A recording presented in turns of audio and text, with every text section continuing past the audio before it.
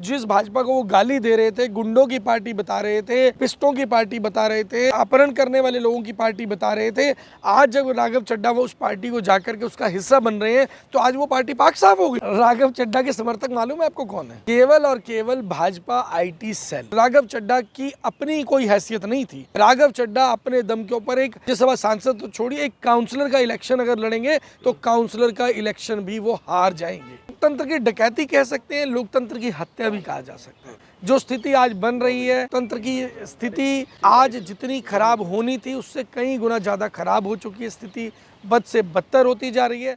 आज देश की राजनीति अपने गिरने के एक उच्चतम स्तर को छू रही है, एक नई सीमा बनाती जा रही है, एक नया बॉर्डर बनाती जा रही है कि आप ये मानकर चलिए कि एक चीज़ की अति होती है, अति से भी बड़ी अति। क्योंकि जब आप आज देख रहे हैं उसमें उन सभी सांसदों के बीच में एक सांसद वो भी है जिनके घर में एक हफ्ता पहले ED की रेड हुई। तो जो एलिगेशंस भारतीय जनता पार्टी के ऊपर लगते रहे हैं, जो एलिगेशंस अमित शाह जी के ऊपर या नरेंद्र मोदी जी के ऊपर लगते रहे हैं कि ED और CBI का दुरुपयोग किया जाता है, और हमें तो आज ऐसा भी लगने लगा है कि जुडिशरी का भी दुरुपयोग किया जा रहा है जिस तरीके से घटनाएं सामने आ रही हैं। तो क्या लग रहा है जब दुरुपयोग हो रहा है तो अचानक ऐसे कोई पार्टी में कैसे जा सकता है? ये तो परमिशन चाहिए ना। नहीं, ऐसा नहीं है। अगर आप एक सर्टेन नंबर कैटेगरी अगर 10 में से 7 लोग चले जाते हैं तो डेफिनेटली उसमें उस केस के बीच में जो है वो सांसद पार्टी छोड़ करके जा सकते हैं, सदस्यता रद्द नहीं होगी। लेकिन यहाँ सवाल ये है कि अगर वो लोग अपनी मर्जी से छोड़कर जाते हैं और यहाँ किसी दबाव के अंदर जा रहे हैं तो दोनों चीज़ों के बीच में कहीं ना कहीं एक डिफरेंस है कि एक तो हो गया कि आपने किसी व्यक्ति का मर्डर कर दिया, एक हो गया सेल्फ डिफेंस में आपने मर्डर कर दिया। तो दोनों चीज़ें बिल्कुल अलग हो जाती हैं।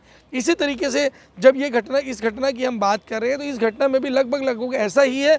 वो सांसद जो अपनी मर्जी से पार्टी में गए या दबाव के अंदर, भाजपा के दबाव में, ED के दबाव में। संजय सिंह जी कह रहे हैं जो मैं उपराष्ट्रपति को जो है लेटर लिखूंगा इन तमाम सांसदों के खिलाफ, जी, तो कोई प्रावधान है तो इनकी संसद सदस्यता जो है वो रद्द होनी चाहिए। जी बिल्कुल।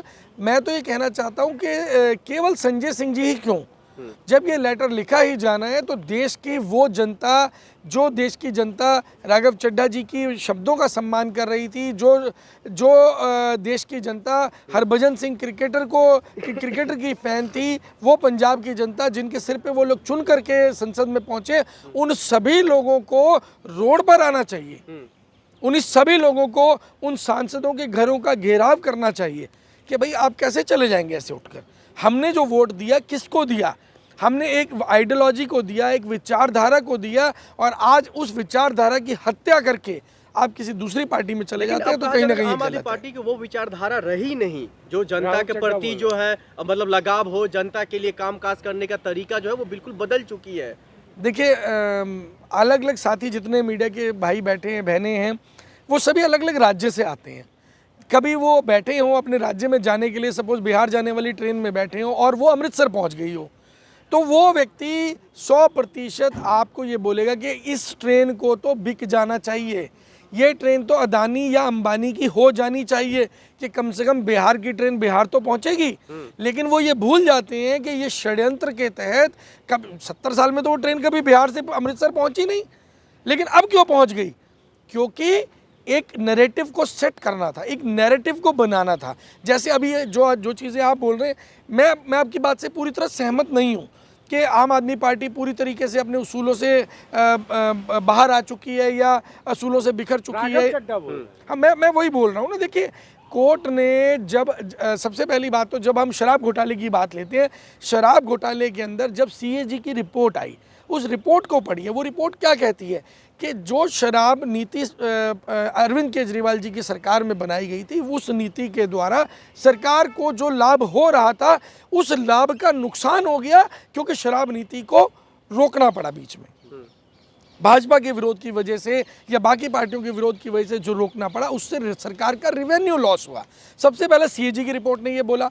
दूसरी बात, जब इसी चीज़ को एंडोर्स करते हुए कोर्ट से जब अरविंद केजरीवाल जी बाइज्जत बरी हो गए, जब उनको जमानत मिली, तब भी भाजपा ने बोला था कि नहीं नहीं अभी तो केवल जमानत मिली है। अब जब बाइज्जत बरी हो गए हैं तो आज भी यही चीज़ कह रहे हैं कि नहीं नहीं अभी तो हम इसको आगे लेकर जाएंगे। इस बात का जो है राघव चड्ढा का पार्टी छोड़ने का क्या मतलब है? वो तो लगातार यही कह रहे हैं ना, जो भाई पार्टी गलत दिशा में जा रही है, पार्टी में मैं मतलब मेरे जैसा सही इंसान नहीं रह सकता है। राघव चड्ढा को एक सीए क्या होता है? कुछ भी नहीं होता। एक सीए से उठा करके उनको एमएलए बना करके उनको एक दिल्ली जल बोर्ड का चेयरमैन बनाना, जल बोर्ड का चेयरमैन समझ रहे हैं आप? पूरी दिल्ली के जल बोर्ड का चेयरमैन किसी राज्य के अंदर सुपर पावर पे बिठा देना, उस लेवल पे उसको बिठाया गया उस व्यक्ति को। उसके 15 साल दिए ना राघव चड्ढा ने, तब बिठाया। मैडम 15 साल आप दे दीजिए, आपको क्यों नहीं बिठाया जा रहा? राघव चड्ढा तो ये कह रहे हैं मैंने युवा अवस्था दे दी पूरी। मतलब वो अब ये स्वीकार कर रहे हैं कि अब वो जो है वो भाजपा में जाने के लायक हो चुके हैं, कि जहाँ पर उनको जिस भाजपा को वो गाली दे रहे थे, गुंडों की पार्टी बता रहे थे, रेपिस्टों की पार्टी बता रहे थे, अपहरण करने वाले लोगों की पार्टी बता रहे थे, आज जब राघव चड्ढा वो उस पार्टी को जाकर के उसका हिस्सा बन रहे हैं तो आज वो पार्टी पाक साफ हो गई। मतलब अरविंद केजरीवाल जी की पार्टी, आम आदमी पार्टी, मैं केवल एक पार्टी की बात नहीं कर रहा हूँ, मैं बैलेंस करके बात कर रहा हूँ।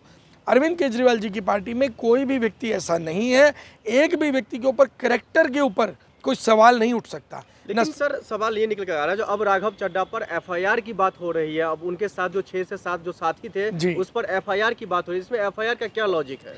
देखिए अभी तो नियमों के तहत बहुत सारी चीज़ों की जांच हो रही है, किस किस नियम के तहत क्या क्या कार्रवाई हो सकती है, आम आदमी पार्टी क्या कार्रवाई कर सकती है, या पंजाब स्टेट गवर्नमेंट क्या कार्रवाई कर सकती है, या केंद्र सरकार उनको कहाँ का बचाने का काम कर सकती है। अभी एजेंसी वॉर, इसे एजेंसी वॉर बोला जाएगा। एजेंसी वॉर, आपस में एजेंसियों के बीच में लड़ाई होती है, और आपने देखा भी होगा अलग अलग राज्यों में, एक राज्य से दूसरे राज्य में पुलिस जाती है तो उसको बंधक तक बना करके बिठा लिया जाता है। तो एजेंसी वॉर है, और एजेंसी वॉर मुझे लग रहा है कि कहीं ना कहीं देश हित में नहीं है।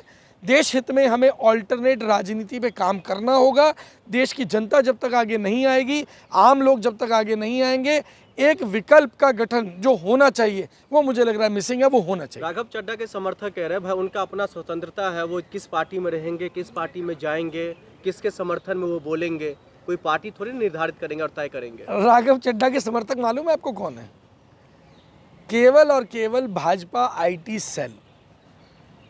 मैक्सिमम लोग जो राघव चड्ढा को आम जनता में से फॉलो कर रहे थे, लगभग 1.2 मिलियन लोगों ने, 2 मिलियन हो गया, 2 मिलियन लोगों ने अनसब्सक्राइब कर दिया, अनफॉलो कर दिया। उसका रीज़न ये था कि राघव चड्ढा की अपनी कोई हैसियत नहीं थी। राघव चड्ढा अपने दम के ऊपर एक राज्यसभा सांसद तो छोड़िए, एक काउंसलर का इलेक्शन अगर लड़ेंगे तो काउंसलर का इलेक्शन भी वो हार जाएंगे। लेकिन सर जिस हिसाब से अभी देखा जा रहा है, जो पंजाब में जो है कई सारे ऐसे विधायक हैं, हमने इस पर आपका इंटरव्यू भी किया था, लगभग 60 से 63 विधायक उनके संपर्क में है।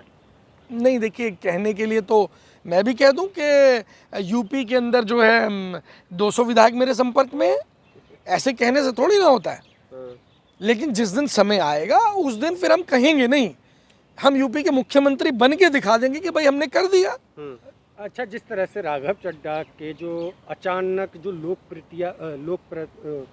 लोकप्रियता है वो गिरती गई है, लोगों ने उन्हें धराशायी कर दिया, इस पर क्या लगता है कि राघव चड्ढा वो कोई भी राजनीतिक उस लायक नहीं थे जिस तरह से उन्होंने, जनता ने उन्हें पसंद किया? ये जो आप सेंटेंस बता रहे हैं ना, मैं इसको क्लैरिफाई कर देता हूँ।